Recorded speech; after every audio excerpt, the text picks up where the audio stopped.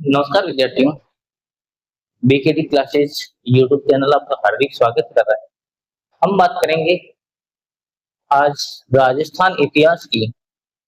ये जो अपना टॉपिक है राजस्थान इतिहास में हम पढ़ने जा रहे हैं मारवाड़ का राठौड़ वंश। कौन सा? मारवाड़ का राठौड़ वंश।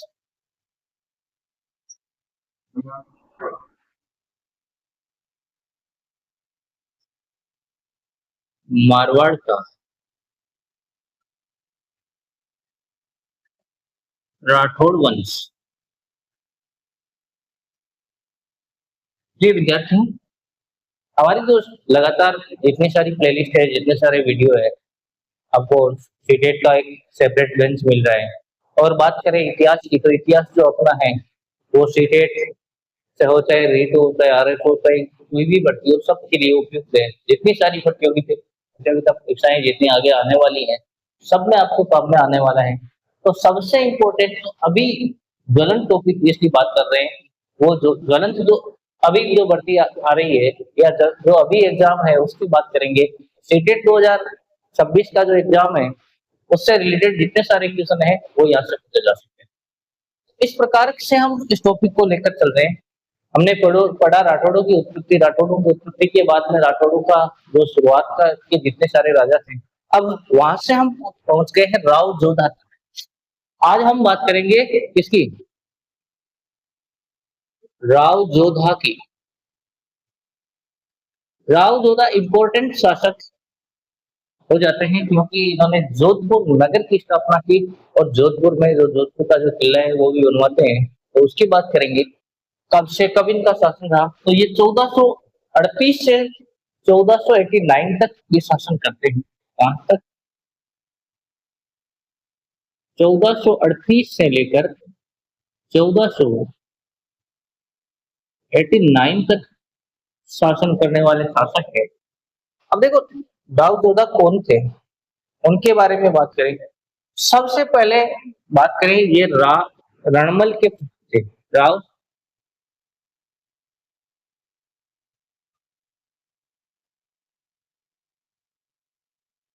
रणमल के पुत्र। सवाल ये आता है कि रणमल कौन है, तो रणमल को हम पढ़ के आ रहे हैं, फिर भी एक बार देखते हैं। रणमल जो मेवाड़ जाते हैं और मेवाड़ में क्या करते हैं, वहां पर ये मोकल के संरक्षक बनते हैं। मेवाड़ के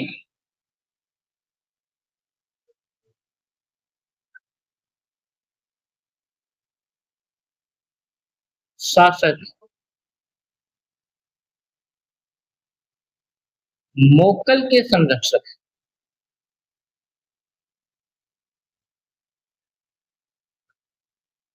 कौन है? मेवाड़ के शासक मोकल के संरक्षक कौन है? रणमल है। और रणमल के पुत्र कौन है? रणमल के पुत्र है राव। ये भी मेवाड़ में कुछ समय रहते हैं, लेकिन जब रणमल की हत्या हो जाती है, बारमली के द्वारा रणमल की हत्या कर दी जाती है, तो वहां से ये क्या कर देते हैं, वापस जोधपुर आते हैं। और जोधपुर आकर यहाँ पर अपना जो शासन व्यवस्था है वो संभालते हैं। अब क्या क्या काम करते हैं, डॉक्टर जीएच ओझा जो है इनके बारे में क्या कहते हैं? कौन कहते हैं? डॉक्टर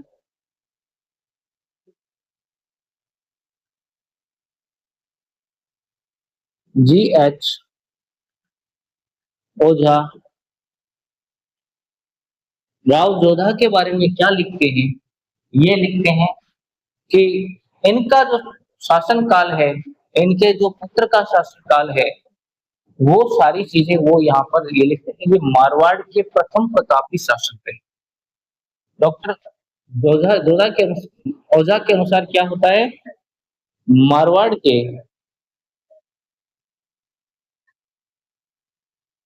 प्रथम प्रतापी शासक कौन थे? प्रथम प्रतापी शासक कौन है? ये डॉक्टर ओझा बताते हैं कि मारवाड़ के प्रथम जो प्रतापी शासक है वो कौन है, तो वो राव जोधा है। कौन है? राव जोधा के बारे में लिखते हैं कि ये मारवाड़ के प्रथम प्रतापी शासक है। है ना। अब यहाँ पर क्या होता है, यहाँ पर इन्होंने बहुत सारे काम किए या कुछ उन्होंने जोधपुर नगर की स्थापना की 1459 ईस्वी में जोधपुर नगर बसाते हैं। उसके बाद में मेहरानगढ़ दुर्ग की नींव रखी जाती है, वो भी 1400 कब 59 में। सन 1495 में क्या करते हैं, जोधपुर नगर की स्थापना, नगर की स्थापना की जाती है। किसके द्वारा की जाती है, तो राव जोधा के द्वारा की जाती है। किसके द्वारा, राव जोधा के द्वारा की जाती है। कब, 1459 या 1459 में ये क्या करते हैं। उसके बाद में सन 1459 में ही, कब,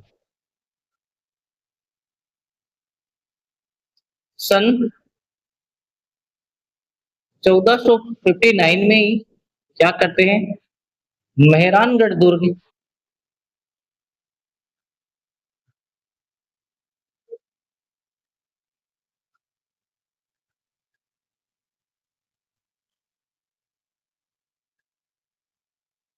की स्थापना की जाती है।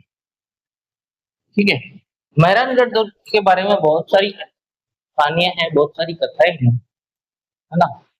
अलग अलग लोगों के द्वारा अलग अलग बातें कही गई है। ये तो था राव जोधा के बारे में थोड़ा परिचय। अब हम बात करेंगे राव जोधा के बारे में और कौन कौन सी जानकारियां हमें प्राप्त है और क्या क्या हम इनके बारे में जान सकते हैं। राव जोधा के बारे में अगर बात करें आगे, देखते हैं, एक बार देख लो, अगर किसी को कोई स्क्रीनशॉट वगैरह लेना है ले सकते हैं, ये अपनी सुविधा है। बाकी आपको इसके जो है नोट्स है वो पीडीएफ के रूप में आपको मिल जाएंगे टेलीग्राम चैनल के माध्यम से, तो आप वहां से जाकर कंप्लीट वीडियो के जो नोट्स है वो ले सकते हैं। अभी हम बात करने वाले हैं इसके बारे में, अब आगे इनके बारे में और कौन कौन सी जानकारियां मिलती है उनके बारे में चर्चा करेंगे, है ना। राव जोधा ने जोधपुर नगर की स्थापना की 1459 में और 1459 में मेहरानगढ़ दुर्ग की स्थापना की। ये दोनों काम इन्होंने किया, नींव रखी गई, स्थापना, मेहरानगढ़ दुर्ग की जो नींव रखी गई, क्या किया, है ना, हाँ स्थापना, नींव रखी, ये दोनों बातें ध्यान रखनी है। अब बात करेंगे हम आगे किनके बारे में, राव जोधा के बारे में, है ना। राव जोधा ने कोडमदेसर में एक बावड़ी बनवाई थी। ये जो कोडमदेसर की बावड़ी है ये अपनी माता के नाम से, इनकी माता का नाम कोडमदे था, तो इनके नाम से ही कोडमदेसर में एक बावड़ी बनवाते हैं, कोडमदेसर बावड़ी के नाम से। अब हम बात करेंगे राव जोधा के पुत्र कौन कौन थे,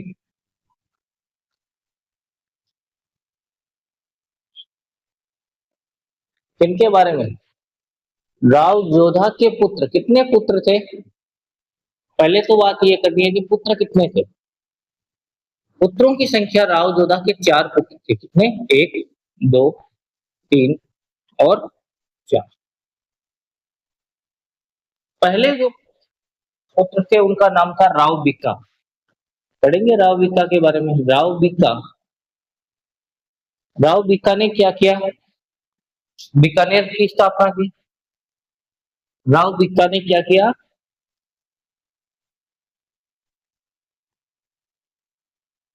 बीकानेर की स्थापना की।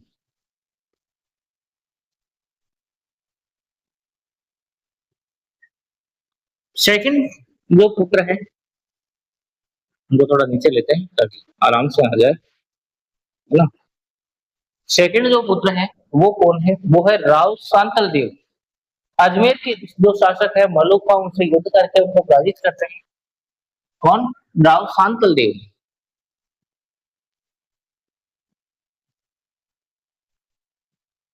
राव सांतल देव ये अजमेर के शासक क्या करते हैं,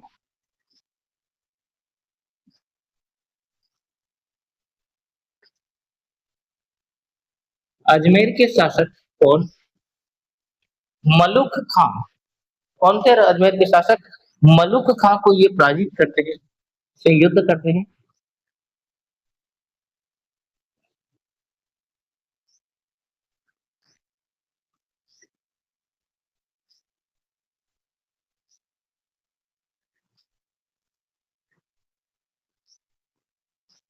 युद्ध करते हैं, इनको पराजित करते हैं। उनके बाद में हम तीसरे पुत्र की बात करें, तीसरा पुत्र था राव सुजा। राव सुजा के जो पुत्र है राव गंगा या जिसे गंगा सिंह कहते हैं, गंगा सिंह के जो पुत्र है मालदेव, मालदेव ने क्या किया, गंगा सिंह की हत्या की। तो ये जो मारवाड़ के प्रथम चित्रहंता अगर शासक की बात करें तो वो कौन कहलाए, वो मालदेव। तो हम बात करेंगे तीसरे नंबर पे राव सुजा की, इनके बारे में भी जानकारी प्राप्त करेंगे। राव सुजा 4 नंबर के जो शासक हैं या 4 नंबर के इनके पुत्र थे वो राव दूधा थे। कौन थे, राव दूधा। ये मेड़ता में की जहांगीर संभालता है, मेड़ता की जो जागीर है वो इनके पास में होती है, तो ये मेड़ता में शासन करते हैं। तो ये तो है इनके पुत्रों के बारे में। ये अपना जो आज का कंप्लीट जिनके बारे में हम जानना चाहते हैं, राव जोधा जो जिनको हम कहते हैं, मेवाड़, इन्होंने मारवाड़ में नई राजधानी के रूप में जोधपुर को जो है अपना स्थान बनाया। जोधपुर की स्थापना कब की गई, सवाल वही है। हाँ, 1459 ईस्वी में क्या करते हैं, ये जोधपुर की स्थापना करते हैं। किसकी, जोधपुर नगर की स्थापना कब, 1459 में करते हैं। अभी पढ़ के आए। और जोधपुर नगर की स्थापना करते हैं, तो जोधपुर नगर की स्थापना करने के साथ ही वहां पे एक दुर्ग बनाते हैं कवि, जिनकी नींव रखी जाती है इसी सन में। ऐसे नींव पड़ती है, कौन सा दुर्ग है, मेहरानगढ़ दुर्ग। कौन सा, मेहरानगढ़ दुर्ग है चिड़ियाटूप पहाड़ी पर।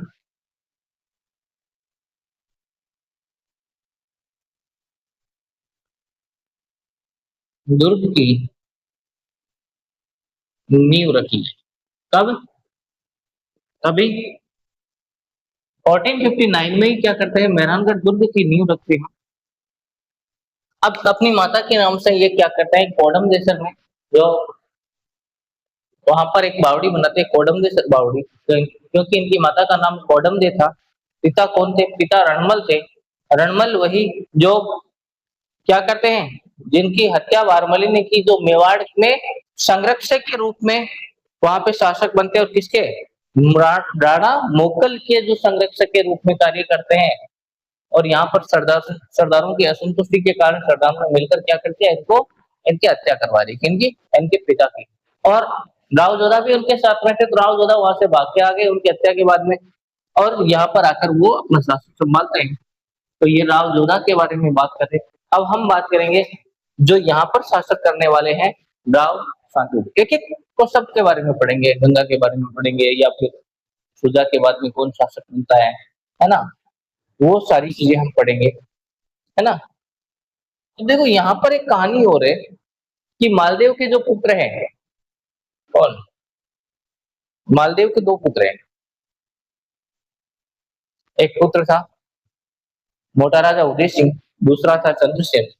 चंद्रसेन जिसे गुलाबिस्ता जो शासक कहते हैं, है ना, मारवाड़ का जो प्रताप कहलाता है, मारवाड़ का जो अग्रगामी है, उसके जो बड़े भाई थे मोटा राजा उदय सिंह, उनकी पुत्री जो है जगत रोषाई, जिसे जोधाबाई भी कहा जाता है, और इनका नाम असल में मीनाबाई था।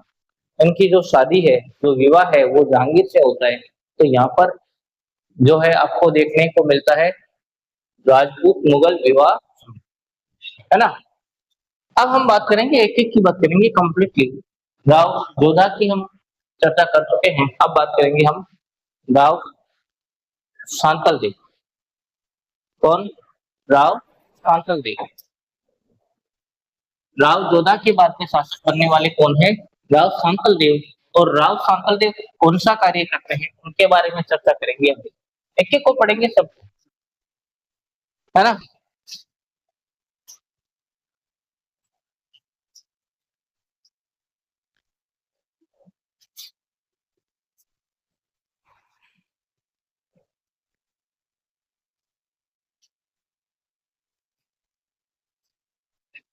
राव शांतल देव ये क्या करते हैं, ये राव जोधा की जो रानी है, कौन सी, जसमा दे,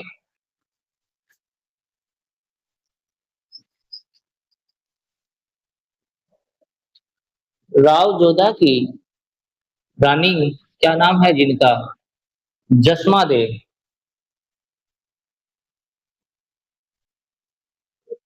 के प्रभाव से, जसमा दे के प्रभाव से ये क्या करते हैं? शासक बनते हैं। कौन? राव शांतल देव।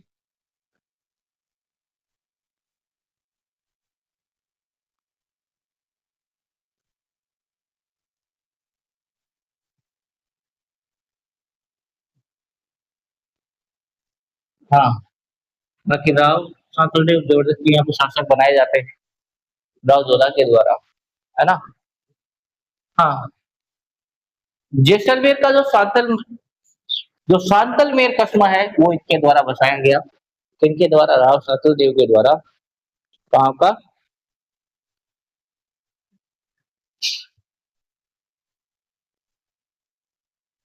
जैसलमेर का शांतलमेर कस्बा।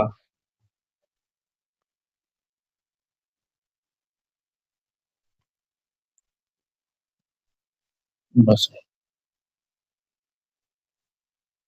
ये भी ध्यान रखना है, दोनों पॉइंट इंपॉर्टेंट है ना? कई बार पूछे जाते हैं। हाँ, और क्या कहते हैं? अजमेर यानी मेड़ता के जो शासक है, मेड़ता के जो शासक थे उस समय के, अजमेर के शासक थे, और शासक मलुक खां को इन्होंने पराजित किया। कहाँ के?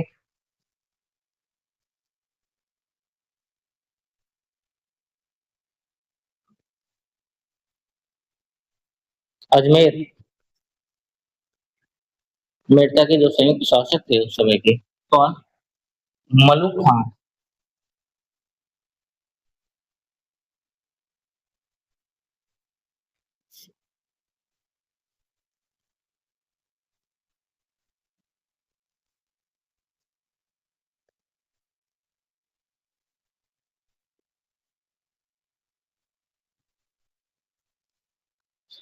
को पराजित किया।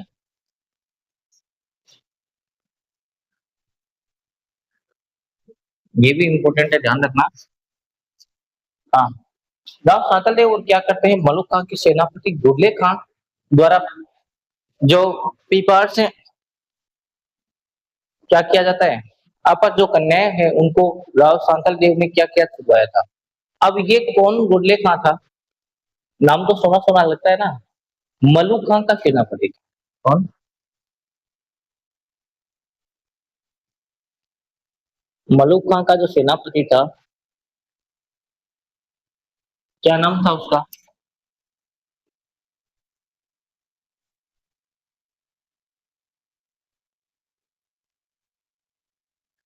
मलुक खां के सेनापति गुरदीप।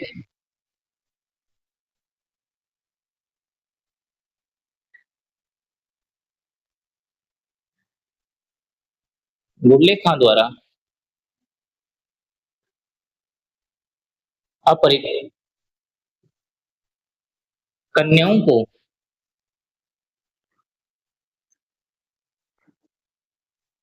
कन्याओं को किसने छुड़वाया? राव शांतल देव ने।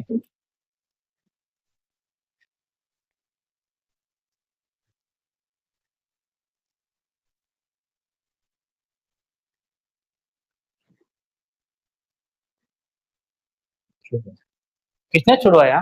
तो राव शांतल देव ने छुड़वाया। जो गुरले खां जिन कन्याओं का अपहरण करता है उनको शांतल देव ने छुड़ाया। ये भी याद रखना। इसी समय क्या होता है? राव शांतल देव पूरी तरह घायल हो जाते हैं और उसके बाद में इनकी क्या हो जाती है? मृत्यु हो जाती है। यहीं पर गुरले खां की मृत्यु हो जाती है। कन्याओं को छुड़ाते हुए इनकी मृत्यु हो जाती है। तो ये राव शांतल देव के बारे में है। हम राव जोधा और उनके पुत्रों की चर्चा कर रहे हैं। कौन कौन से पुत्र है? राव शांतल देव की हम बात कर रहे हैं। राव शांतल देव के बाद में कौन शासक बनता है? उसके राव सुजा जो है, राव सुजा जो है उसके जो पुत्र है, सुजा के बाद में यहाँ पे गंगा शासक बनते हैं। अब गंगा क्या क्या करते हैं उनके बारे में चर्चा करेंगे। कौन सा युद्ध करते हैं, है ना? उन सब बातों की चर्चा करने वाले हैं हम इसी वीडियो राव सांतल देव जो है वो राव जोधा की रानी जसमादी के प्रभाव से शासक बने और जैसलमेर में सांतल में जो कस्बा है वो बसाया। अजमेर में मेड़ता के जो शासक है मलुक खां उनको पराजित किया और मलुक खां के सेनापति बुढ़ले खां द्वारा जो अपर कन्याओं को ये क्या करते हैं सांतल देव छुड़वाते हैं और इनको छुड़वाते हुए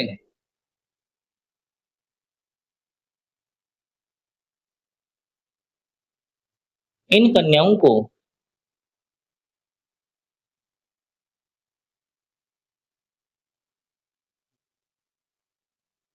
छुड़वाते हुए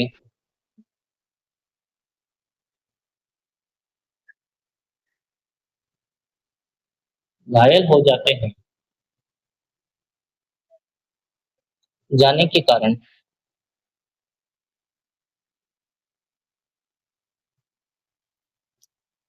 उनकी मृत्यु हो जाती है।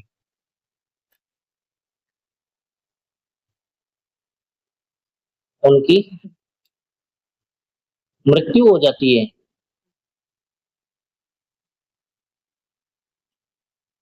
ये रहना ये है सांतल देव के बारे में। और सांतल देव के बाद में हम पढ़ने वाले हैं आगे राव गंगा के बारे में। ये जो राव गंगा है राव सुजा के बाद में शासक बनते हैं, है ना। 1515 में शासक बनते हैं और 1531 तक ये शासन करते हैं। तो हम बात करेंगे अभी इसकी राव गंगा की। काफी लंबी चर्चा रहेगी राव गंगा की, ध्यान रहे।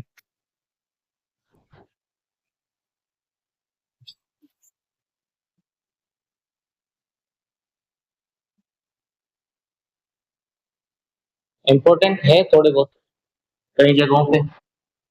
राव गंगा जो 1515 में शासक बनते हैं, कब बनते हैं? 1550 में, है ना। 1515 से लेकर 1531 तक ये शासक शासन करते हैं मारवाड़ पर। और क्या क्या काम करते हैं ये राव सुजा के बाद में शासक बनते हैं।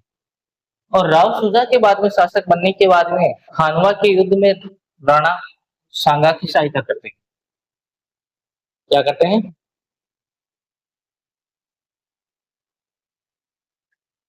खानवा के युद्ध में। पीछे पड़ गया है खानवा का युद्ध। अगर लगातार आप वीडियो देखते आ रहे हैं तो मालूम है, नहीं देखते आ रहे हैं तो पीछे के वीडियो को देखें, वहां पे आपको मिल जाएगा। खानवा के युद्ध में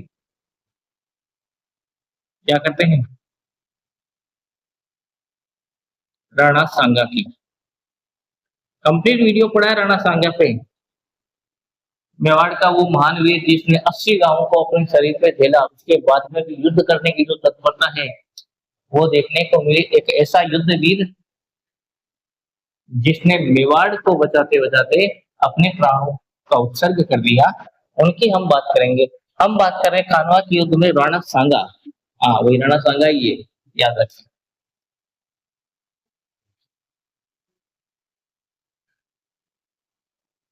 का साथ दिया।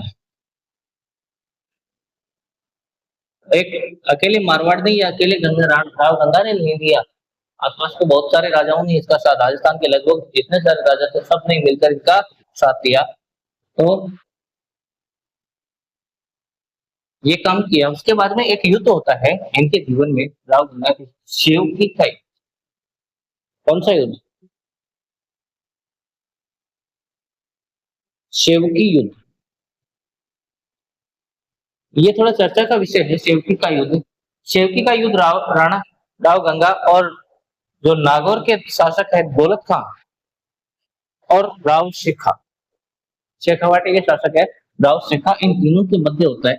इन तीन के मध्य होता है राव गंगा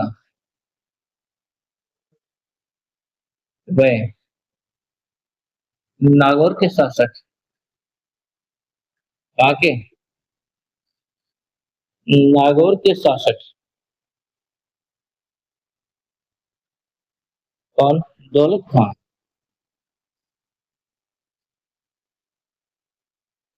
दौलत खां तथा इनके साथ में कौन थे? राव सिंह। इनके मध्य ये युद्ध होता है।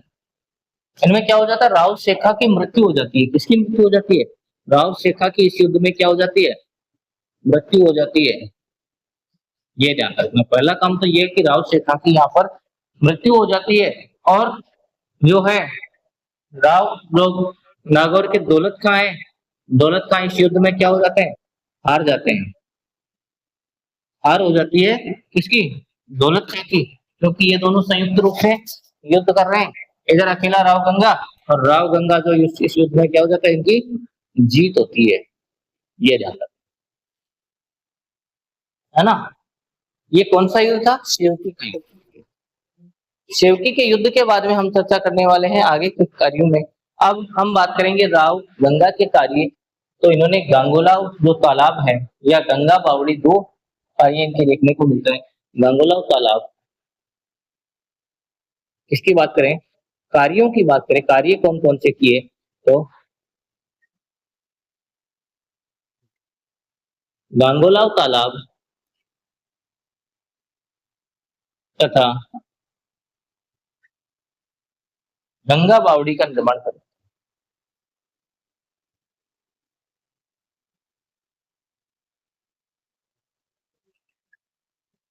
गंगा बावड़ी का निर्माण इनके द्वारा द्वारा करवाया जाता है।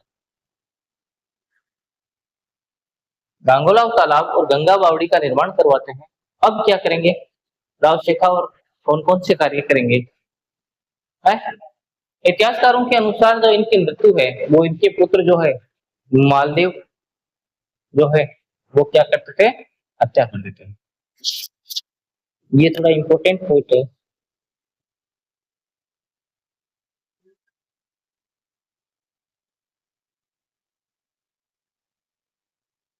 राव गंगा की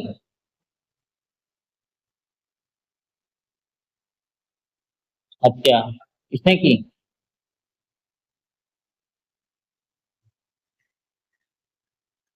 उनके पुत्र, उनके पुत्र जिनका नाम क्या था? मालदेव।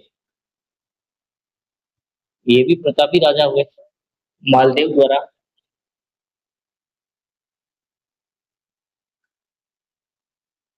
की गई। तो ये है राव गंगा के बारे में। जितनी सारी जानकारियां जुटा सकते हैं जुटा ली हमने। राव गंगा ने क्या क्या किया, मालदेव ने इनकी हत्या कर दी। अब हम बात करेंगे कौन कौन से जो युद्ध है, या पहले मालदेव के बारे में चर्चा करें।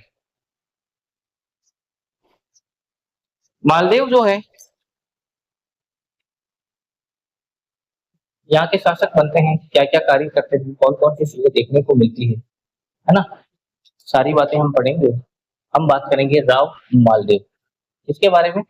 राव मालदेव इनके बाद में शासक बनते हैं, इनके पुत्र हैं, इनकी गंगा की हत्या करने वाले अपने पिता की हत्या करके वो शासक बनते हैं। ये इतिहासकार बताते हैं। सारी बातें इतिहासकारों ने बताई है। हम्म? कुछ लिखित प्रमाण में, तो कुछ इतिहासकारों की बातें माननी पड़ेगी। अब हम बात करेंगे इसकी राव मालदेव की। ये 1532 में शासित होते हैं। 1521 तक ये शासक थे राव गंगा, और 1532 में शासक कौन बनते हैं? राव माल। 1532 में शासक बनते हैं, और 1532 से लेकर ये जो शासन करने वाले हैं 1563 तक करने वाले हैं। तब 1563 ईस्वी तक शासन करने वाले हैं। इनके शासन काल की कौन कौन सी घटनाएं होती है? ये प्रथम पितृहंता शासक। देखो जो बातें हैं वो तो है ही।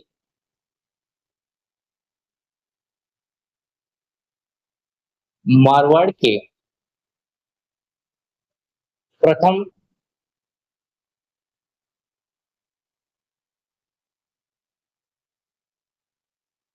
पितृहंता शासक बन जाते हैं। पिता की हत्या करके शासक बनते, तो मारवाड़ के प्रथम पितृहंता शासक बनते हैं। राज्याभिषेक जो है शोजत पाली में होता है, कहाँ पर होता है? राज्याभिषेक की बात करें,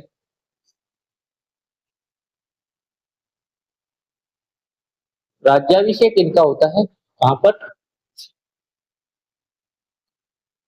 सोजत में होता है, जो पाली में है। और कब होता है? 1532 की बात है, 1532 में शासक बनते हैं। 1532 में इनका राज्याभिषेक होता है। उसके बाद में कौन कौन सी घटनाएं देखने को मिलती है ना? अब देखो इनके उपनाम है कुछ। अब तक राजाओं के उपनाम नहीं आए, मारवाड़ के राजाओं की बात करें तो अभी तक उपनाम नहीं आए, तो अब उपनाम यहाँ से शुरू होते हैं। सबसे बड़ा उपनाम है इनका, उपनामों की चर्चा लिस्ट थोड़ी लंबी है। हसमत वाला बादशाह। क्या नाम है? हसमत वाला बादशाह। हसमत वाला बादशाह नहीं है, राजा है, फिर भी बादशाह के नाम से जानते हैं। दूसरा उपनाम है जिनके बारे में, 52 युद्धों का विजेता। कितने युद्धों का विजेता? 52 युद्धों का विजेता। तो 52 युद्धों का विजेता कौन है? 52 युद्धों का विजेता। हम बात करेंगे तीसरे नंबर पर, जो इनकी उपाधि है, जो उपनाम है, महान पुरुषार्थी राजकुमार। बहुत पुरुषार्थ किए इन्होंने, बहुत मेहनती आदमी थे। तो महान पुरुषार्थी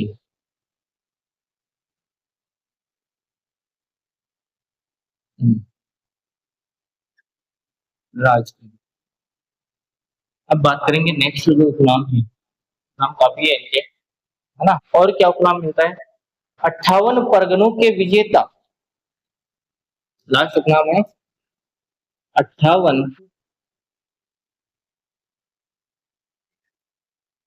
परगनों के विजेता। कितने परगनों के विजेता? 58 परगनों के विजेता कौन है? तो 58 परगनों के जो विजेता है, कौन है? बताओ। आपको बताना है 58 परगनों के विजेता कौन है।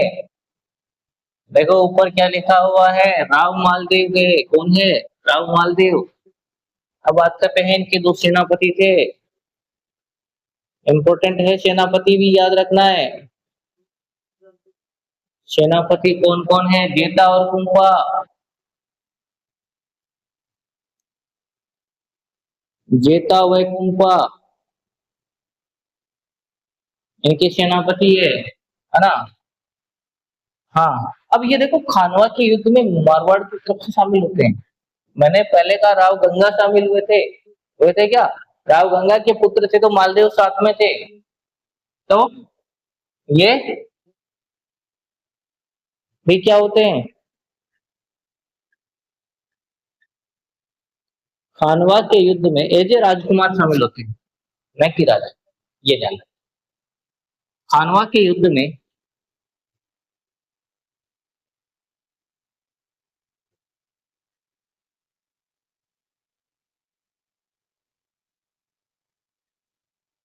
मारवाड़ की तरफ से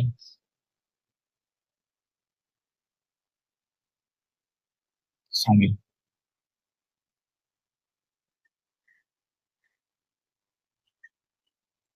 खानवा के युद्ध में ये मारवाड़ की तरफ से शामिल होते हैं, है ना? और क्या क्या देखने को मिलता है? राज्य विस्तार की नीति इनकी बहुत अच्छी थी। तो राज्य विस्तार करते हैं, कितना राज्य विस्तार करते हैं, यहाँ पे चर्चा करेंगे राज्य विस्तार की। क्या अपना राज्य जो है कहाँ तक विस्तृत किया, राज्य विस्तार की चर्चा करें, तो राज्य विस्तार भी इन्होंने अच्छा खासा किया। इन्होंने बद्राजुन, मेड़ता, सिवाना और उसके साथ में जालोर को अपने क्षेत्र में शामिल किया। तो ये कहाँ पर? मेड़ता, सिवाना,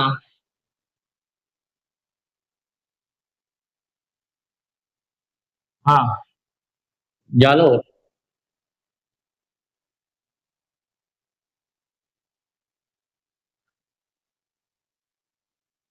वह भद्रा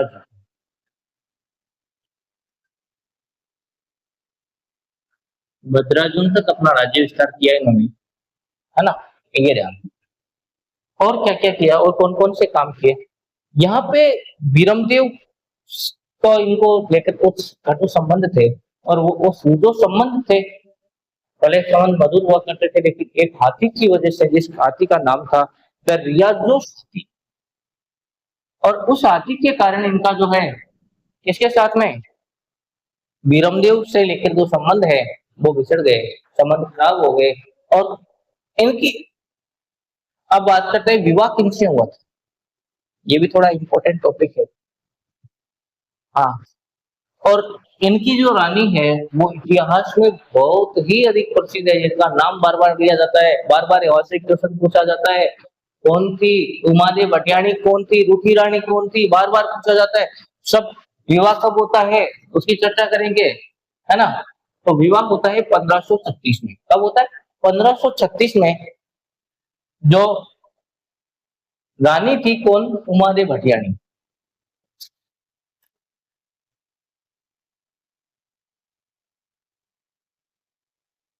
विवाह 1536 में, है ना, किसके साथ होता है? रानी कौन थी? उमादेव भटियाणी। उमादेव भटियाणी जो है, इनको क्या कहा जाता है? रूठी रानी कहा जाता है। क्यों कहा जाता है अभी देखेंगे। रूठी रानी, उमादेव भटियाणी कौन? रूठी रानी। और ये जो उमादेव भटियाणी है, ये किसकी, जैसलमेर के जो शासक है लूणकर्ण की पुत्री। किसकी? लूणकर्ण की पुत्री थी। किसकी पुत्री थी? लूणकर्ण की पुत्री थी, है ना। राव लूणकर्ण कहाँ के शासक थे? जैसलमेर के शासक। कहाँ के शासक? जैसलमेर के जो शासक है राव लूणकर्ण, उनकी पुत्री थी उमादेव। उमादेव भटियाणी जो है लूणकर्ण भाटी थे, है ना। और ये रूठी रानी क्यों कहलाई, इसके पीछे का कारण क्या है, इस पे चर्चा करेंगे। ये सबसे इंपॉर्टेंट पॉइंट है, इसकी बात करेंगे। तो जिस दिन विवाह हुआ, उस विवाह के अगले दिन ही उमादेव रूठ गई, और वहां से रूठ कर वो अजमेर के तारागढ़ जो दुर्ग है वहां पर चली गई। और का जीवन जो है, आपस में उनसे कभी नहीं बनी, बातचीत कभी नहीं हुई, है ना। कहाँ पर रही?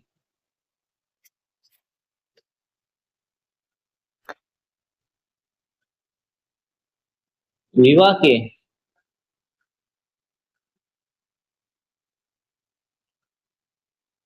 अगले दिन ही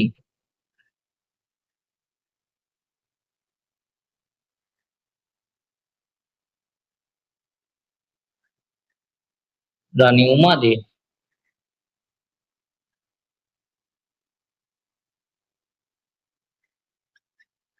लूट कर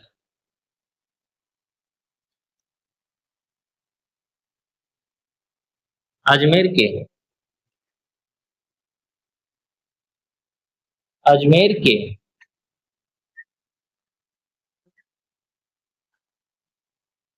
तारागढ़ दुर्ग।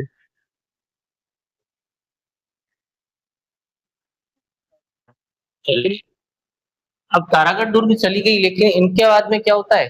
कहाँ पर? अजमेर में कौन सा दुर्ग? तारागढ़। कौन चली गई? उमा दे। किसकी रानी? रानी किसकी? राव मालदेव की। विवाह का कब हुआ? 1536 में। किसकी पुत्री थी उमा दे भटियाणी? राव लूणकरण की। राव लूणकरण कहाँ के शासक थे? तो राव लूणकरण जो है वो जैसलमेर के शासक थे। कहाँ के? जैसलमेर के शासक। कहाँ के? हाँ, एक एक पॉइंट पकड़ते जाओ। जैसलमेर के शासक थे। कहाँ के? जैसलमेर के शासक कौन? राव लूणकरण। राव लूणकरण की पुत्री कौन? उमादेव भटियाणी। उमादेव भटवाणी भटियाणी का विवाह किनसे होता है? मालदेव से। और मालदेव का, इनका जो विवाह कब होता है? 1536 में। विवाह के अगले दिन ही वो रूट कर कहाँ चली जाती है? तारागढ़ दुर्ग। इसलिए इनका नाम क्या है? रुखी। और ये पूरी उम्र आजीवन जो है रुकी हुई रहती है, कभी भी नहीं बनती है फिर, है ना। एक दिन भयंकर कोई बात हो जाती है। है ना, पूरी जिंदगी जो है तारागढ़ दुर्ग में ही निकाल दी उन्होंने, वापस आई नहीं। अब इनके जो जीवन के जो युद्ध है उनकी चर्चा करेंगे, एक एक बात को हम कंफर्म पढ़ने वाले हैं, चिंता मत करो, विस्तृत रूप से ध्यान देंगे। अगला जो है, अब हम क्या करेंगे, इनके बारे में, इनके युद्धों के बारे में चर्चा करेंगे। तो वो पढ़ेंगे हम, जितनी सारी चीजें हैं युद्धों के बारे में। हाँ, जिन्होंने स्क्रीनशॉट लेना था ले लिया, और जो नहीं ले पाए अब ले लो, कोई बात नहीं। लगभग 10 से 15 मिनट में अपना जो वीडियो है लगभग हो जाएगा, क्योंकि हम आज यहीं तक पढ़ने वाले हैं, मालदेव तक। तो मालदेव को कंप्लीट करते हैं पहले, उसके बाद में बात करेंगे। अगर समय बचा, सही चला तो आगे देख लेंगे, नहीं तो फिर कोई बात नहीं, अगले वीडियो में कर लेंगे। आपको कंटेंट पूरा मिलेगा, व्यवस्थित कंटेंट मिलेगा, ये जिम्मेदारी मेरी है। आप लगातार देखें, बने रहे वीडियो, आपको जितना सारा बेस्ट मिलता है कोशिश करेंगे। अब हम बात करेंगे मालदेव के युद्धों के बारे में। युद्ध कौन कौन से हैं? युद्धों की चर्चा करें, एक तो युद्ध है गिरी सुमेल का युद्ध। कौन सा युद्ध, याद रखना,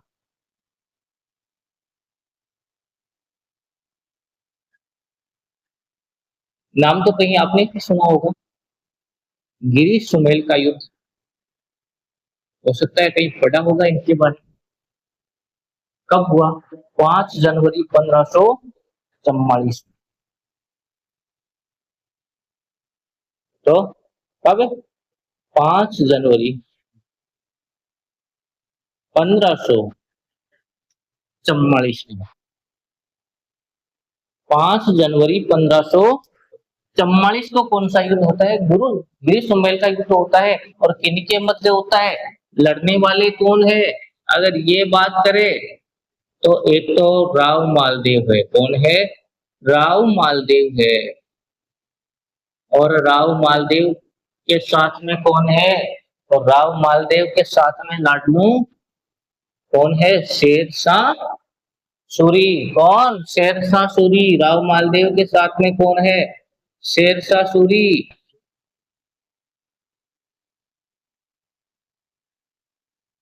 सूरी के मध्य इन दोनों के बीच में ये युद्ध होता है। दो बातें पता चल गई, गिरीश समेल के युद्ध की होता कब है? 5 जनवरी 1544 को। लड़ने वाले दो व्यक्ति है, राव मालदेव और शेरशाह सूरी, है ना। कहां पर है? जेतारण बिहार, ब्यावर में सुना। कहां पर है यार, कहा गया? जेतारण ब्यावर में है। मैं कभी कभी निकल जाता हूँ इधर उधर से, ध्यान रखना, है ना। जेतारण ब्यावर में है।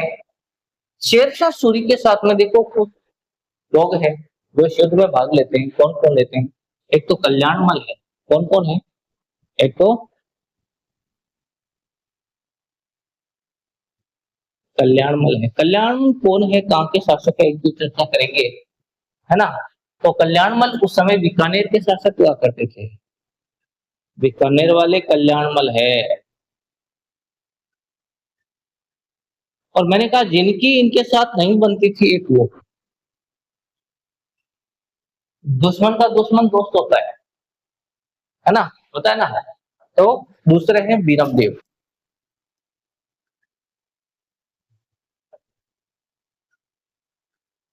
और बीरमदेव कहाँ के? बीरमदेव है मेड़ता। मेड़ता, है ना। हाँ, शेरशाह सूरी ने कूटनीति से क्या किया? मालदेव और उनके सेनापति को जो है जेता और रूपक में आपस में क्या कर दिया? झगड़ा करवा दिया। उसके बाद में मालदेव वहां से चला गया और अकेले ही उन्होंने क्या किया? युद्ध लड़ा और वीरगति को प्राप्त हो गई। यहाँ पे शेरशाह सूरी की एक कहावत जो है सबसे इम्पोर्टेंट है। कुछ कहावतें हैं, और ये कहावत कौन सी है? क्या कहा शेरशाह सूरी ने? शेरशाह सूरी ने कहा कि मुट्ठी भर बाजरे के लिए मैं हिंदुस्तान की जो बादशाहत है उसे खो देता। ये कौन कहता है?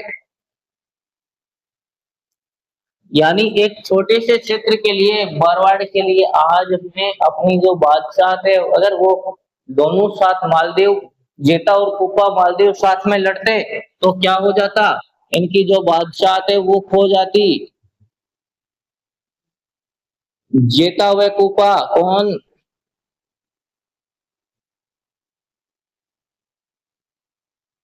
ये दोनों है सेनापति किसके? मालदेव के। लेकिन इस युद्ध में तीनों साथ नहीं लड़ते हैं, इसी कारण से शेरशाह सूरी ने अपनी कूटनीतिक चाल के कारण तीनों को क्या कर दिया? आपस में ही लड़वा दिया। और आपस में लड़वाया तो मालदेव यहाँ से क्या हो जाता है? चला जाता है। उसके बाद में युद्ध कौन करते हैं? जेता और कूपा करते हैं। और जेता और कूपा जब युद्ध करते हैं तो नतीजा क्या निकलता है? ये दोनों वीरगति को प्राप्त हो जाते हैं और युद्ध समाप्त हो जाता है। तो यहाँ पर क्या कहते हैं? शेरशाह सूरी कहता है कि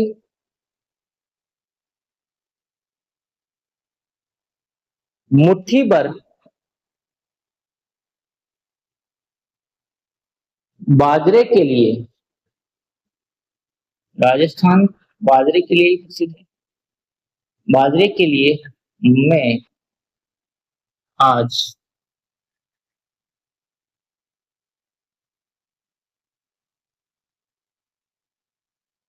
हिंदुस्तान की मैं आज हिंदुस्तान की बादशाहत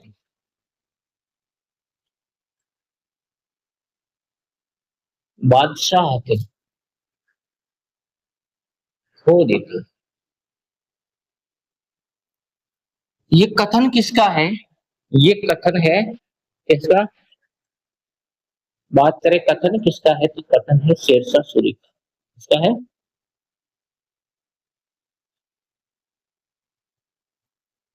कहने का अर्थ ये है कि अगर जेता और कुंपा के साथ अगर मालदेव स्वयं लड़ते, युद्ध करते, तो शेरशाह सूरी के विचार से, किसके विचार? शेरशाह सूरी के विचार से उनकी हार निश्चित थी। लेकिन अपनी कूटनीतिक चाल और धोखेबाजी से इन्होंने क्या कर दिया? तीनों को आपस में ही लड़ा दिया और नतीजा ये निकला कि मालदेव यहाँ से चलता बना। उसके बाद में युद्ध किसने लड़ा? जेता और कुपा ने लड़ा। और जब युद्ध इन्होंने लड़ा तो ये दोनों वीरगति को प्राप्त हो जाते हैं और शेरशाह सूरी की जीत हो जाती है और यहाँ पे इनका नुकसान हो जाता है। अब शेरशाह सूरी क्या करते हैं? मारवाड़ को जीतकर यहाँ से क्या कर देते? किसको देते हैं? शेरशाह सूरी ने मारवाड़ को जीत कर किसको दिया? तो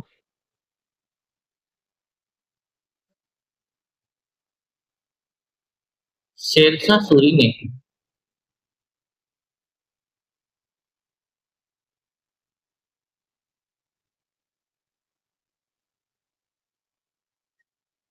मारवाड़ को जीतकर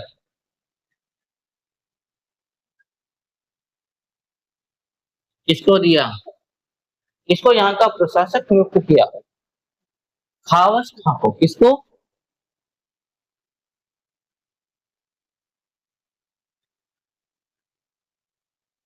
खावस खां को सौंप दिया।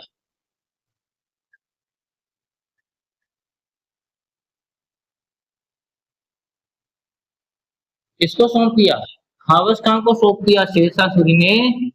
यहाँ पर जो है, जो मारवाड़ का शासक है, प्रशासक, किसको नियुक्त किया? खावस खां को नियुक्त कर दिया और वहां से खुद चले गया। इस युद्ध के बाद में ये जो है मालदेव कहाँ चले गए? मालदेव इस युद्ध के बाद में सिवाना चले गए, जो बालोतरा में है। पहले बाड़मेर में हुआ करता था, आजकल यहाँ इस युद्ध के बाद में ये कहाँ चले गए? सिवाना चले गए। कहाँ चले गए? सिवाना। सिवाना कहाँ है? सिवाना बालोतरा में है।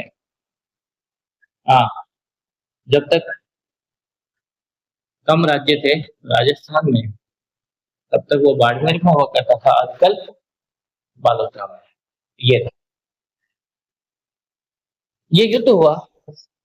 इस युद्ध के बाद में मालदेव को क्या हुआ? अपने जो प्रदेश को पुनः हासिल करने के लिए क्या क्या प्रयास किया। अब ये जो है ये सिवाना जो है ये अपने आप में क्या है, ये मारवाड़ के शासकों की शरण स्थली है। क्या है? मारवाड़ के शासकों की शरण स्थली है।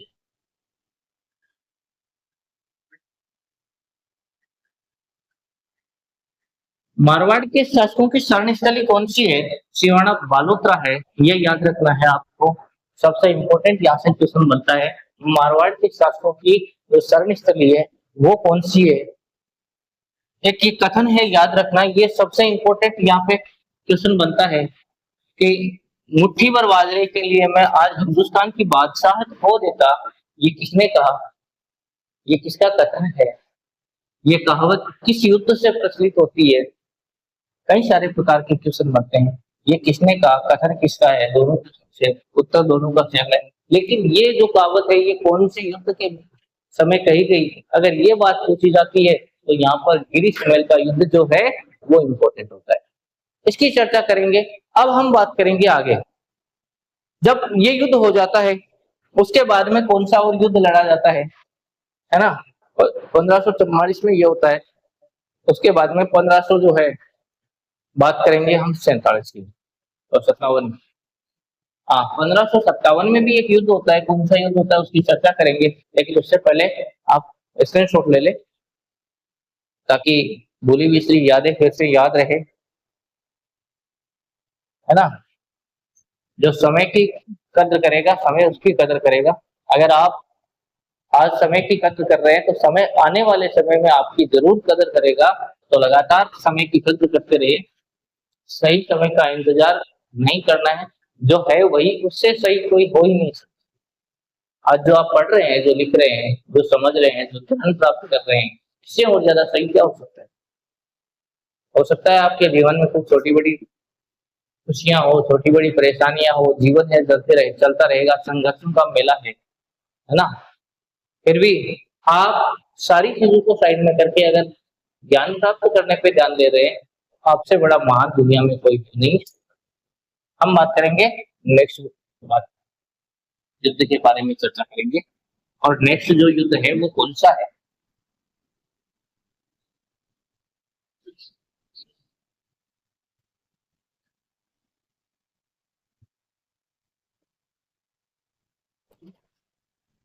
अरमाड़ा का युद्ध। कौन सा युद्ध?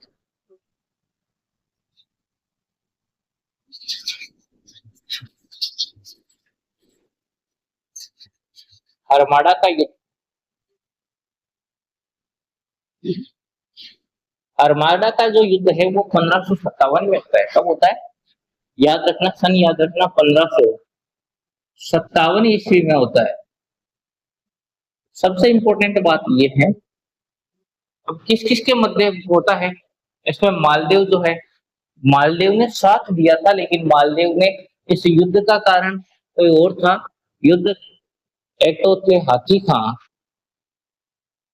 और हाथी खां के साथ में कौन थे सामने युद्ध करने वाले? वो थे उदय सिंह। उदय सिंह कहाँ के? मेवाड़ के।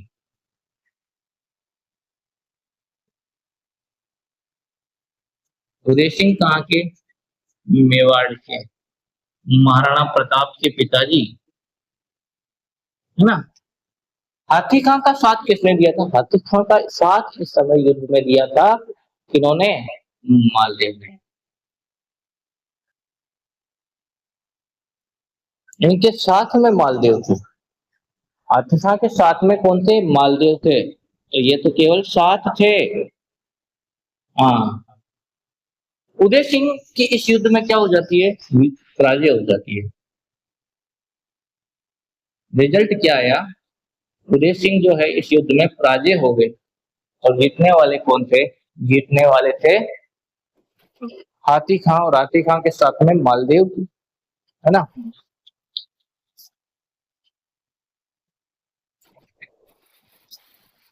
हम मालदेव की बात करेंगे। मालदेव ने कुछ कार्य किए हैं, उनकी चर्चा करने वाले हैं।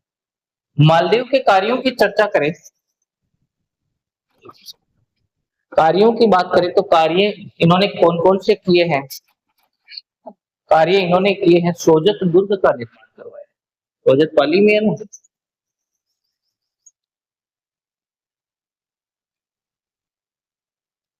सोजत दुर्ग का निर्माण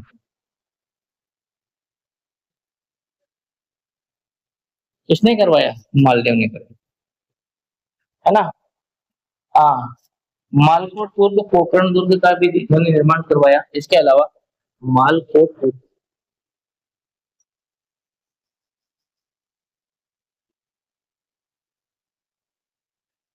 दुर्ग व पोखरण दुर्ग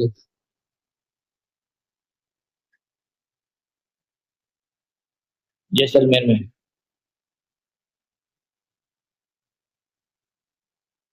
ये तो हो गए इनके कार्य। तीन चार दुर्गों का निर्माण करवाया। 1562 में इनकी मृत्यु हो जाती है। लेकिन इससे बेहतर हम बात करेंगे।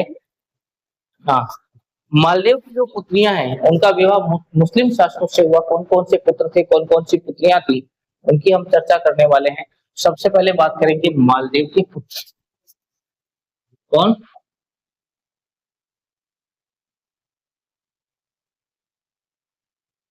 मालदेव के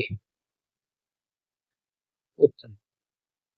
अगर मालदेव के पुत्रों की चर्चा करें तो राम सिंह, उदय सिंह और राव चंद्र सिंह, तीन पुत्र थे मालदेव के, है ना। कौन कौन से तीन थे? अब यहाँ पर आकर इन्होंने क्या किया? जो चंद्रसेन को उत्तराधिकारी बनाया मालदेव ने, है ना। कौन कौन से तीन पुत्र थे? एक नंबर पे थे राम सिंह,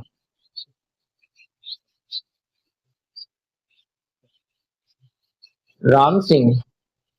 दूसरे कौन से थे? दूसरे पुत्र की बात करें तो दूसरे पुत्र थे उदय सिंह।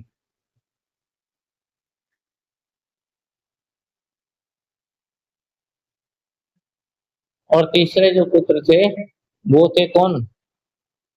राव चंद्रसेन। वही राव चंद्रसेन, भोला बिसरा राजा, मारवाड़ का, मारवाड़ का प्रताप, है ना। अब यहाँ पे इनकी पुत्रियां जो थी कौन कौन सी थी? मालदेव की पुत्री।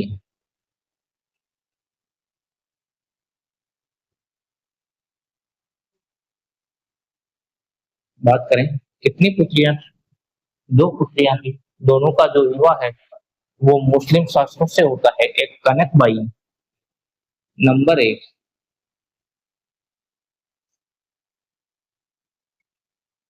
कनकबाई। और कनकबाई का विवाह होता है गुजरात में। कहां पर? गुजरात के शासक से होता है। गुजरात के जो शासक है वो कौन थे? महमूद से होता है।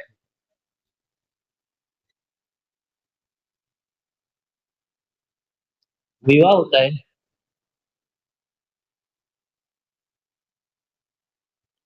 गुजरात के शासक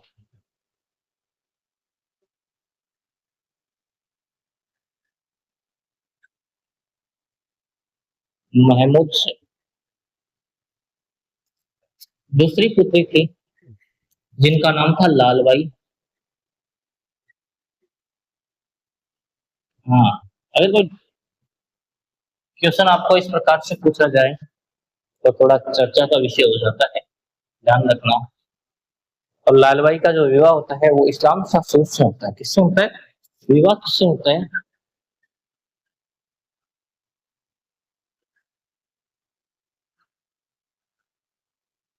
इस्लाम शासक से।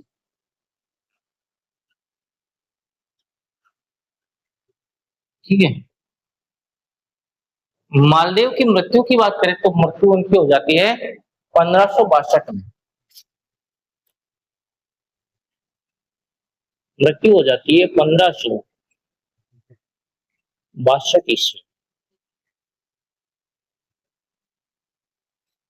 ये आपका मालदेव कंप्लीट है ना। उसके बाद में हम बात करेंगे राव चंद्रसेन की, जो इतिहास का एक भूला बिसरा मारवाड़ का शासक है ना। मारवाड़ का जिसे प्रताप कहा जाता है। सबसे ज्यादा घुमक्कड़ शासक के रूप में जिसकी ख्याति प्राप्त होती है, जो सबसे हटकर जो मारवाड़ का शासक है वो कौन है? राव चंद्र सेन, मस्त मौला शासक कहा जाता है। उनकी चर्चा करेंगे हम नेक्स्ट वीडियो में, है ना। तब तक के लिए धन्यवाद। लगातार वीडियो में बने रहे, देखते रहे। आपके जो विचार है वो कमेंट के माध्यम से मेरे तक पहुंचे। आपकी समस्याएं हैं या कोई ऐसा क्वेश्चन हो जो आप पूछना चाहे तो कमेंट के माध्यम से पूछ सकते हैं। कमेंट बॉक्स आपके लिए हमेशा खुला है, तैयार है। तो धन्यवाद एक बार फिर से आपका। लगातार वीडियो में बने रहे, हंसते रहे, मुस्कुराते रहे, खुश रहे, पढ़ते रहे, अपने जीवन में आगे बढ़ते रहे। आपका जीवन सुखमय हो, सफल हो, यही मनोकामना, यही अपनी जो है शुभकामनाओं के साथ इस वीडियो को पूरा करते हैं। बात करेंगे अब नेक्स्ट वीडियो में। तब तक के लिए आपको बार बार धन्यवाद। लगातार देखते रहें।